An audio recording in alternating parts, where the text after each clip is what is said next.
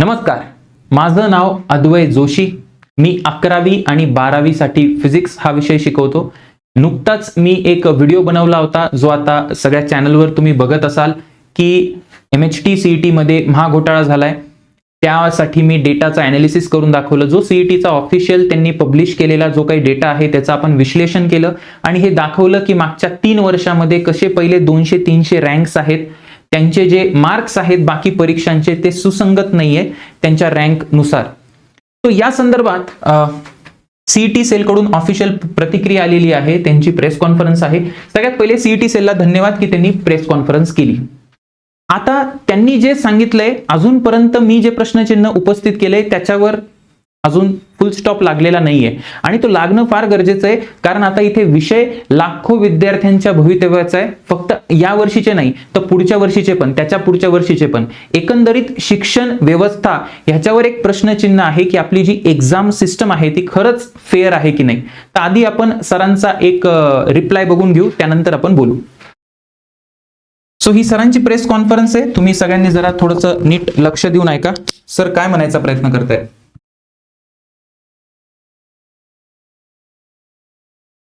जी आहे. दुसरी गोष्ट म्हणजे की आपण मेरिट लिस्ट जेव्हा आपण BE BTech साठी मेरिट लिस्ट जेव्हा आपण रोल आउट केली तेव्हा काही विद्यार्थ्यांच्या बाबतीमध्ये असं काही आक्षेप घेतला की त्या विद्यार्थ्याला समजा 50 किंवा 55% वगैरे असे हे आहेत, 41, 51%, 57% असे त्यांना 12वी मध्ये HSC मध्ये मार्क आहेत, परंतु त्यांना इकडे 99% आहे. तर हे कसं काय शक्य आहे? तर पहिली गोष्ट आपण लक्षात घेतली पाहिजे की आपण एका दुसऱ्या परीक्षेच्या परफॉर्मन्सच्या आधारे आपण या परीक्षेकडे बघतोय. म्हणजे मुळात हे तसंच अव्यवहार्य आहे की एका परीक्षेमध्ये असलेल्या परफॉर्मन्स प्रमाणे दुसऱ्या परीक्षेमध्ये तसाच प्रकारचा परफॉर्मन्स आला पाहिजे, ही आपली जी अपेक्षा आहे ती तशी काही योग्य नाहीये. तर सरांचं असं म्हणणं आहे की दुसऱ्या परीक्षेच्या परफॉर्मन्सवर तुम्ही जज करू नका विद्यार्थ्यांना. एकदम बरोबर आहे सर, आम्ही जज केलेलंच नाही किंवा मी जज केलंच नाही दुसऱ्या परीक्षेच्या बेसिसवर. मी हे सांगायचा प्रयत्न केला आहे की पहिले 300 विद्यार्थी, मी तुम्हाला डेटामध्ये परत दाखवेल, पहिले 300 विद्यार्थी जे आहेत ना, 200-300 विद्यार्थी, तर 2023च्या नंतर एक ट्रेंड सुरू होतोय जिथे त्यांचे 10वीचे 12वीचे मार्क्स कमी आहेत आणि त्यांचा रँक चांगला आहे. त्याच्या खालचे जे विद्यार्थी आहे त्यांचे 10वीचे 12वीचे मार्क्स वरच्यापेक्षा पण, जे वरचे विद्यार्थी त्यांच्यापेक्षा पण जास्त आहे. म्हणजे खालचे विद्यार्थी अचानक 10वी 12वीला हुशार का होत आहेत आणि वरचे विद्यार्थी ढ का होत आहे. हा सेम ट्रेंड MBA CETला पण पाहायला मिळतोय. पण सर काय म्हणतायत अजून आपण एकदा बघून घेऊ.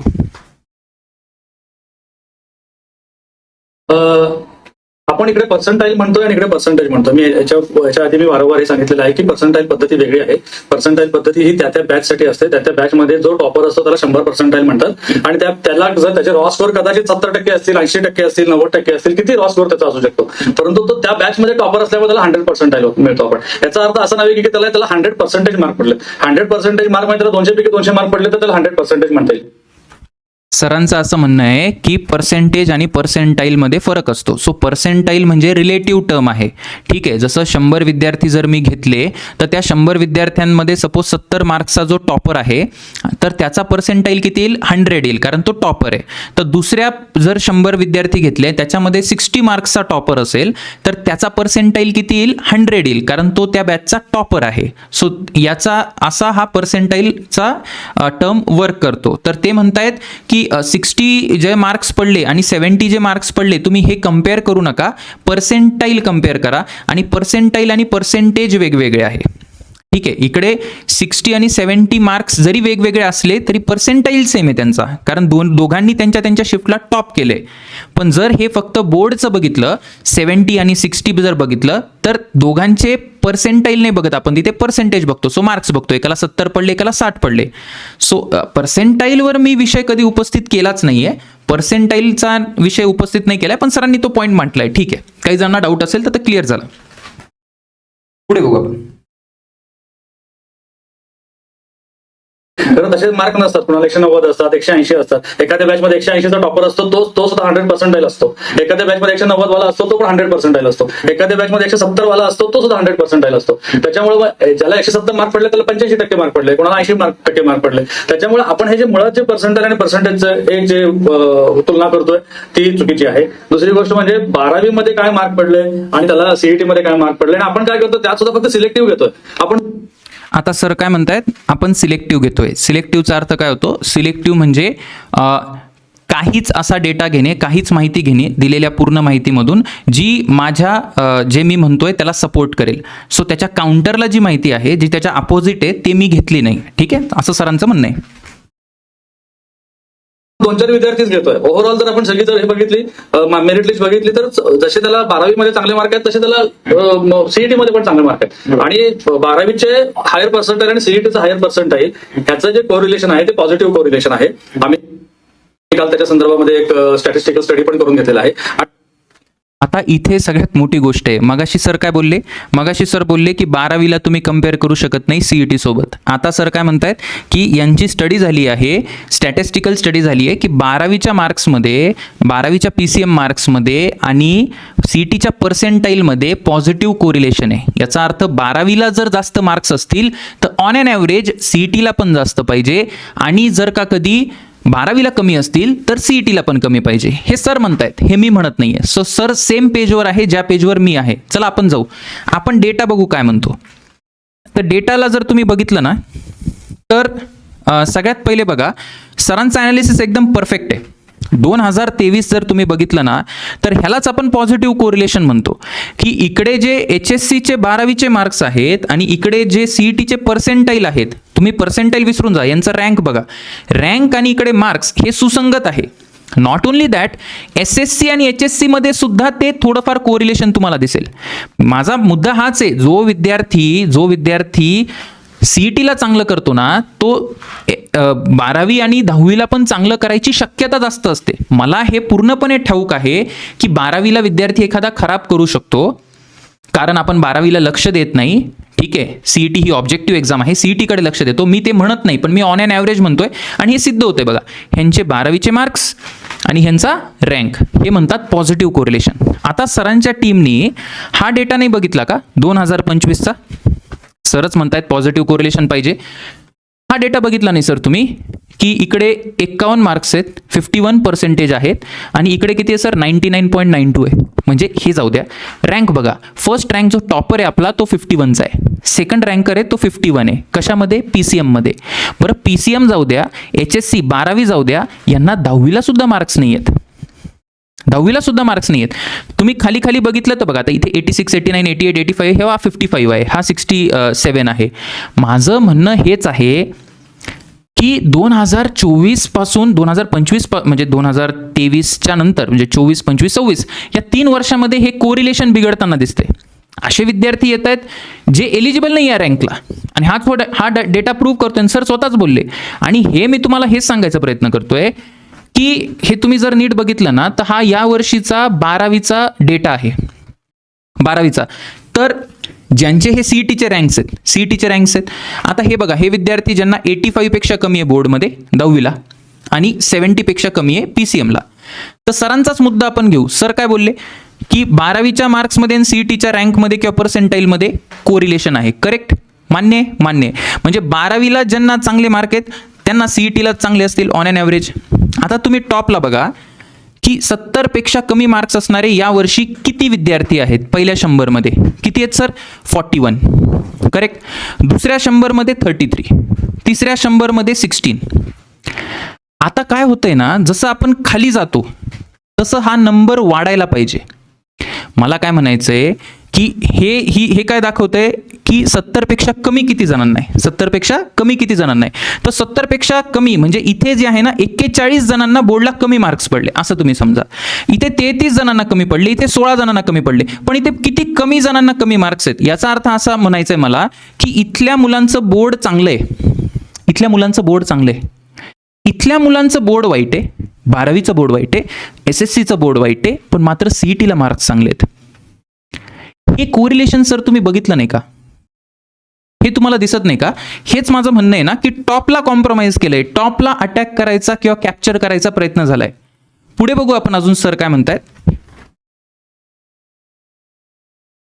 दुसरी गोष्ट अशी की जसं HSC मध्ये PCM मध्ये कमी मार्क आहे, परंतु सीईटी मध्ये जास्त मार्क आहे असं काही प्रमाण आहे. असे काही समजा 10, 15, 20 विद्यार्थी असेल, ऍक्च्युअली ते 2 आणि 5, 7च विद्यार्थी आहेत. परंतु ह्याच्या उलट सुद्धा तुम्हाला मी काही स्टॅटिस्टिक्स दाखवू शकतो. ते स्टॅटिस्टिक्स म्हणजे आज आपल्या टाइम्स ऑफ इंडियाने पण ते प्रसिद्ध केलेलं स्टॅटिस्टिक्स आहे. आता फॉर एक्झाम्पल एमएसटी सीईटी मध्ये 69 विद्यार्थी असे आहेत की ज्यांना 40 ते 50 पर्सेंटाईल पडलेलं आहे एमएसटी सीईटी मध्ये, आणि त्यांचं जेईचं पर्सेंटाईल 90 पेक्षा जास्त आहे. मग जेई मध्ये 90 पर्सेंटाईल पेक्षा जास्त विद्यार्थी जो मिळवत आहे त्याला ऑब्व्हियसली एमएसटी सीईटी मध्ये पण चांगलं पर्सेंटाईल आलं पाहिजे. असंच आपलं आपण जेव्हा परीक्षांचं जेव्हा आपण कंपॅरिझन करतो आहोत आणि जेव्हा दोन्ही आपण सांगतो की इथे जर तुझा परफॉर्मन्स चांगला असेल तर तो इथेही चांगला पाहिजे, तर मग ह्या 70 विद्यार्थ्यांचं काय की ज्यांना आयआयटी जेई मध्ये 90 पर्सेंटाईल पेक्षा जास्त मार्क होते, परंतु ते आपल्या सीईटी मध्ये 50 पर्सेंटाईल पेक्षा कमी मार्क मिळवले. मग ह्या विद्यार्थ्यांचं काय? मग ह्या म्हणजे मला थोडक्यात माय बेसिक पॉईंट इज दॅट तुम्ही 2 वेगवेगळ्या एक्झामिनेशन मधल्या परफॉर्मन्सचा विचार करत आहात आणि त्याचं कंपॅरिझन करून सिलेक्टिव्हली काहीतरी डिडक्शन करण्याचा प्रयत्न करत आहात. जर एखाद्या विद्यार्थ्याचा असं आहे की तो विद्यार्थी जास्त सीईटीला प्राधान्य देतोय, कोणी जेईला देतोय. आता झालेलं आहे कसं की 12वीच्या मार्कांना आपण कुठल्याच प्रकारचे वेटेज ठेवलेलं नाहीये, त्यामुळे 12वीच्या मार्कामध्ये फक्त 45% पर्सेंटाईल 45% त्याला मार्क क्वालिफिकेशनसाठी असायला पाहिजे आणि रिझर्व्ह कॅटेगरीमध्ये 40 मार्क जरी त्याला पडले, 40% मार्क पडले तरी तो क्वालिफाय होतो. आणि त्याचबरोबर 0 पर्सेंटाईल ठेवलेलं आपण इंजिनियर किंवा बीई बीटेक साठी, म्हणजे एखाद्या व्यक्तीला जरी 0.6 पर्सेंटाईल असले तरी सुद्धा तो कॅप राऊंड मध्ये येऊ शकतो. अशा तऱ्हेची आपल्याकडं ही इलिजिबिलिटी असल्यामुळे मुलं सीईटीला जास्त प्राधान्य देऊ शकतात आणि ते सीईटीला प्राधान्य दिल्यामुळे त्यांना सीईटी मध्ये as compare to HSC mark येऊ शकतात. आणि होतंय कसं की सीईटीला बाकीच्या जे परफॉर्मन्स आहेत तिथल्या परफॉर्मन्ससाठी आम्हाला उत्तर द्यावं लागतंय. आम्ही आपण जे घेतलेली एक्झामिनेशन आहे ती अत्यंत व्यवस्थित पद्धतीने पारदर्शक. तर सरांचं काय म्हणणं आहे परत एकदा ऐकून घ्या. सरांनी 2 गोष्टी सांगितल्यात बघा, मी तुम्हाला सांगतो, बोर्डवर एक्सप्लेन करतो. सगळ्यात पहिले सर काय म्हणतायत, सरांनी एक डेटा रिलीज केलाय आज, सीईटी सेलकटचा हा डेटा आहे. त्यांचं काय म्हणणं आहे की तुम्ही उगाच असं काही आरोप आमच्यावर लावू नका की एका परीक्षेत जास्त असतील तर दुसऱ्या परीक्षेत जास्त असतात. ठीक आहे, हे सगळं याला काही तथ्य नाही आहे. आणि दुसरी गोष्ट, तुमचा जो डेटा आहे, ठीक आहे, तर त्यांनी सांगितलंय सिलेक्टिव्ह डेटा. सिलेक्टिव्हचा अर्थ असा होतो की माझ्याकडे जी सेट ऑफ इन्फॉर्मेशन आहे त्यामधून मी तेवढाच पार्ट कॅप्चर करतोय ज्यांनी मला माझा पॉईंट पुट करता येईल किंवा मी खरं बोलतोय हे दाखवता येईल. ठीक आहे, तर सगळ्यात पहिले इथे बघा, तुम्ही इकडे आकडा बघा, above 90% in HSC but less than 30 percentile in CET PCM. असे विद्यार्थी आहेत की 90% पेक्षा जास्त त्यांना HSCला आहे पण 30 पर्सेंटाईल पेक्षा कमी CETला आहे. याचा अर्थ बोर्डाला चांगले पडले म्हणून CETला चांगले पडले आपण असं म्हणू शकत नाही, असं त्यांचं म्हणणं आहे. पण आता मला हे म्हणायचं आहे सर की हे जे 50 विद्यार्थी आहेत ते तुम्ही कुठले पकडलेत? पूर्ण लिस्टमधून तर मी पण तुम्हाला काढून देऊ शकतो, असे विद्यार्थी मी काढून देतो ना तुम्हाला 50-100 की ज्यांना सीईटीला चांगलं नाही जेईला चांगलं आहे, ज्यांना जेईला चांगलं नाही त्यांना सीईटीला चांगलं आहे, ज्यांना बोर्डला चांगलं नाही त्यांना जेईला चांगलं आहे, ज्यांना बोर्डला चांगलं आहे त्यांना बोर्डला जेईला चांगलं आहे. हे कॉम्बिनेशन्स बनवता येतात. सो सिलेक्टिव्हचा जो तुम्ही आरोप करता आहात किंवा जे पॉईंट मांडता आहात, तर मी जो डेटा घेतला आहे तो बरोबर रेंजसाठी घेतला आहे, प्रत्येक रेंजसाठी. That is not a selective, that is a comprehensive data for first 1000 students. ठीक आहे, आता मला हे पाहिजे तुमच्याकडून माहिती की हे विद्यार्थी तुम्ही नक्की सांगा की हे कुठल्या रँकचे घेतलेत. परत सर म्हणतायत की 40 to 50 percentile in MHT CET, 90 to 100 इन जेई मेन. म्हणजे जेईला जास्त येऊ शकतात, सीईटीला कमी येऊ शकतात असं त्यांचं म्हणणं आहे. सो ओव्हरऑल त्यांचं हेच आहे की तुम्ही कुठल्याच एक्झामला ॲनालिसिस करू नका, तसं काही पॅटर्नच बनत नाही. परत माझा हाच प्रश्न आहे की हे 69 विद्यार्थी तुम्ही कुठले घेतले, है ना, कुठले घेतले हा माझा प्रश्न आहे. आणि एकंदरीतच मला काय म्हणायचं आहे की असं काय स्पेशल आहे पहिल्या 200-300 विद्यार्थ्यांमध्ये की जे 10वीला परफॉर्म करत नाही, 12वीला परफॉर्म करत नाही. जेईचा डेटा सीईटीने रिलीज करावा, जेईचा डेटा रिलीज करावा सगळ्यांचा, म्हणजे आपल्याला तो पण एक फॅक्टर कळून जाईल. आणि ते कशात परफॉर्म करतात? मग ते परफॉर्म करतात सीईटीमध्ये. आणि खालचे विद्यार्थी 12वीला परफॉर्म करतायत, SSCला परफॉर्म करतायत, सीईटीला पण परफॉर्म करतायत. बरं, हे फक्त MHT CETमध्ये झालंय का? बिलकुल नाही. चला, आपण MHT CET फक्त एक्झाम असती तर समजू शकलो असतो. MBA CETचा पण डेटा एक्झॅक्टली ते म्हणतोय. तुम्ही जर बघितलं इथे पण टॉपला कॅप्चर करायचा प्रयत्न झालाय. इथे 10वीच्या मार्क्सचा मी रेफरन्स बघितलाय. ठीक आहे, सो 10वीला किती जणांना 85 पेक्षा जास्त होते. सो वरचे विद्यार्थी जे आहेत तुम्ही बघितलं, इथून जर तुम्ही ट्रेंड बघितला, याच्या आधी हा ट्रेंड पॉझिटिव्ह होता. सो वरच्या विद्यार्थ्यांना 10thला चांगले मार्क्स आहेत.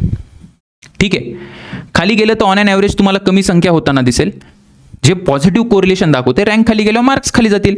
इथे पण तेच होतंय. साधारणतः 2024ला काहीतरी वेगळं होतंय. वरचे विद्यार्थी 10वीत मठ्ठ आहेत. ठीक आहे, कमी विद्यार्थी झाले ज्यांना 85 पेक्षा जास्त मार्क्स आहेत, खालचे विद्यार्थी हुशार झालेत. इथे पण बघा, वरचे विद्यार्थी ढ आहेत, खालचे विद्यार्थी हुशार आहेत. वरचे विद्यार्थी ढ आहेत, खालचे विद्यार्थी हुशार आहे. हा माझा पॉइंट आहे. MBA CET ला तोच पॅटर्न आहे, MHT CET ला तोच पॅटर्न आहे. आणि मी CET सेलला एक निवेदन करतो, तुम्ही एक काम करा, तुम्ही आहे ना जेईचे सगळ्यांचे पहिल्या 1000 जणांचे मार्क्स आहे ना, जे पर्सेंटाईल आहे तुम्ही ते काढू शकता, ते ना पब्लिश करा विथ मार्कशीट तुमच्या वेबसाईटवर. हे दाखवा की जेईला यांचे कसे मार्क्स आहे. मी हे म्हणतो की जो विद्यार्थी, ज्याला तुम्ही आता तुमच्याकडे बघून घ्या, जो विद्यार्थी CETला टॉपर असतो ना, तो जेईला टॉपर असतो असं म्हणत नाही, पण त्याला जेईला सम्मानजनक मार्क्स असतात. बरोबर आहे. आणि आपल्याला पहिल्या 1000 मध्ये हे दिसून जाईल. आणि माझा परत एकदा तोच थिसिस आहे की जेव्हा जेईचा डेटा येईल ना, तेव्हा पण तुम्हाला हेच दिसेल की वरचे विद्यार्थी जेईमध्ये हुशार नाहीये, खालचे विद्यार्थी जेईमध्ये हुशार आहे. वरचे विद्यार्थी आर एक्स्ट्रॉर्डिनरी स्पेशल की ते फक्त CET मध्ये परफॉर्म करतायत. ना 10वी, ना 12वी, ना जेई. आणि ही ओपन अँड शट केस आहे. इतकं क्लिअर कट असताना CET सेल आपण याच्यावर उत्तर द्या आणि मेक शुअर की एकही चुकीचा विद्यार्थी यावेळेस शिक्षण व्यवस्थेमध्ये आपल्या एंटर करता कामा नये, COEP VJTI ला जाता कामा नये. मी शेवटी तुम्हाला हेच सांगेन की आणि अजून एक गोष्ट, हे तर झालं जेईची मार्कलिस्ट. पहिल्या आणि सेकंड अटेम्प्टचे यांचे पर्सेंटाईल पण काढा सगळ्या विद्यार्थ्यांचे, पहिल्या 1000 वाल्यांचे. ठीक आहे, पहिल्या 1000 वाल्यांचे. सो तुम्हाला दिसून जाईल की ते कन्सिस्टंट आहेत की नाही. आणि अजून एक महत्त्वाचं, यांचे एक्झाम सेंटर काढा. त्याच्यामध्ये जर आपल्याला पॅटर्न सापडलं की एक स्पेसिफिक एक्झाम सेंटर आहे, विथ अटेंडन्स दाखवा, सगळ्या गोष्टी ट्रान्सपरंट होऊ द्या. म्हणजे माझी हीच इच्छा आहे ना, ॲज अ टीचर म्हणून. बघा, एका शिक्षकाचं काम काय, विद्यार्थ्यांना शिकवणं, सो विद्यार्थ्यांचं भलं करणं. पालकांचं काम काय, विद्यार्थ्यांचं भलं करणं. CET सेलचं काम काय, विद्यार्थ्यांसाठी एक पारदर्शक आणि न्यायपूर्ण व्यवस्था राबवणं, त्यांची परीक्षा कंडक्ट करणं. आपण सगळे एकाच पेजवर आहोत. ही लढाई काही मी कोणाच्या अगेन्स्ट बोलत नाहीये. मला हे म्हणायचंय की तुम्ही या महाराष्ट्राच्या विद्यार्थ्यांना, लाखो पालकांना याचा विश्वास करून द्या की आमची सिस्टम कॉम्प्रोमाइज नाही झाली आहे. ह्या ज्या शिक्षकांनी जे आरोप लावले आमच्यावर, जे शिक्षकांनी आरोप लावले ते चुकीचे आहे. तुमच्यासाठी सर मी टाळ्या वाजवेन आणि तसंच मी माफी पण मागेल डेफिनेटली. जर मी आरोप केला आणि उद्या ते जर सिद्ध झालं नाहीये तर ती माझी चुकी आहे की माझ्यामुळे इतकी चांगली संस्था जी आहे त्याचं नाव खराब होतंय. ठीक आहे, पण CET सेलला याचा खूप मोठा फायदा आहे. का फायदा आहे? कारण त्यांचं रेप्युटेशन अजून वाढेल, विद्यार्थ्यांच्या मनात त्यांचा सन्मान अजून वाढेल की खरंच जसं एक हुशार विद्यार्थी असतो ना, तो प्रश्नांना कधी घाबरत नाही. तसंच मला वाटतं की तुम्ही या प्रश्नांची एकदम व्यवस्थित माहिती द्या सर, व्यवस्थित माहिती द्या. आणि वेळ पडली, तुम्हाला वाटलंच तर समोरासमोर आपण डिस्कशन करू, लाईव्ह डिस्कशन करू, किंवा तुमच्या टीममध्ये जर कोणी असेल त्यांना सांगा, तुम्हाला वेळ नसेल, तुमच्या टीममधून कोणी असेल तर I am ready for discussion. ठीक आहे, मी माझं मत मांडतो. हे तर मला वाटतं हे क्लिअर कट दिसत असेल. तरी पण जर तुम्हाला पाहिजे तर I am ready for that. पण वी विल मेक शुअर सगळ्या पालकांनी, विद्यार्थ्यांनी, जे पण महाराष्ट्रामध्ये बघतायत त्यांनी हा मुद्दा उचलून ठेवा. काहीही झालं तरी शिक्षण व्यवस्थेमध्ये आता कॉम्प्रोमाइज करायचा नाहीये. Let us bring transparency for this. जे सेंट्रल लेवलला झालं, जे नीटच्या विद्यार्थ्यांना न्याय मिळाला, मला वाटतं MHT CETच्या विद्यार्थ्यांना सुद्धा न्याय मिळाला पाहिजे. आणि सर, जर याच्यामधून आपण 100-150 विद्यार्थी बाहेर काढले ना, ते कसे काढायचे, काय काढायचे तो नंतरचा विषय. पण आधी हे एक्सेप्ट करू आपण. हे एक्सेप्ट करायला आधी तुम्ही त्या पेजवर या की गडबड झाली म्हणून. गडबड झाली, ठीक आहे. 150 परिवार सर पहिल्यांदा COEP मध्ये पाय ठेवतील, VJTI मध्ये पाय ठेवतील. मेहनत करणाऱ्याचं लेकरू खूप मोठी गोष्ट असते, खूप मोठी गोष्ट असते. त्या विद्यार्थ्याला बघून त्याच्या तालुक्यात, त्याच्या गावात अजून 4-5 विद्यार्थी उभे राहतील की मला पण तिथे जायचंय. अशीच तर आपली डेव्हलपमेंट होते. असंच तर आपल्याला महाराष्ट्राला पुढे न्यायचंय. So we demand transparency and fairness. आपण सत्यमेव जयतेचा इथे लोगो लावतो, मुंडक उपनिषद. याच्यातून आपण हे घेतले की सत्याचा विजय व्हायला पाहिजे. सत्य कोण म्हणते, काय म्हणते, कशासाठी म्हणते ते मॅटर करत नाही. जर आपण जे बोलतोय त्याच्यात खरं असेल तर आपल्याला न्याय मिळालाच पाहिजे, मिळालाच पाहिजे. आणि इथं छत्रपती शिवरायांची राजमुद्रा आहे जी हे म्हणते की प्रतिपदेच्या चंद्राप्रमाणे मोठी होत जाणारी आणि संपूर्ण जगाला वंदनीय असणारी शहाजी राजे पुत्र छत्रपती शिवाजी महाराज यांची राजमुद्रा ही सदैव लोककल्याणासाठी कार्यरत आहे. डॉक्टर बाबासाहेब आंबेडकरांचं संविधान पण हेच म्हणतं की we are a welfare state. आपण लोकांसाठी, state we the people of India, आधी लोकांचं कल्याण करणं आपल्याला आवश्यक आहे. सगळ्या पालकांनी, विद्यार्थ्यांनी हा व्हिडिओ CET सेलपर्यंत पोहोचवा जर तुम्हाला माझं म्हणणं पटलं असेल. लेट अस एक्सपेक्ट त्यांचा पटकन रिप्लाय येऊ दे आणि या प्रकरणाचा निकाल लागू दे. पण या वर्षी let us make a movement, let us make take a stand, की काही झालं तरी आपल्याला यावर्षी आपल्या ज्या परीक्षा आहेत त्या सुधारायच्या आहेत आणि ॲट द सेम टाइम विद्यार्थ्यांना न्याय द्यायचा आहे. Not only MHT CET sir, MBA CETचा पण तुमच्याकडनं मला उत्तर आहे ते अपेक्षित आहे, कारण MBA CETचे पण विद्यार्थी वाट बघतायत. जय महाराष्ट्र.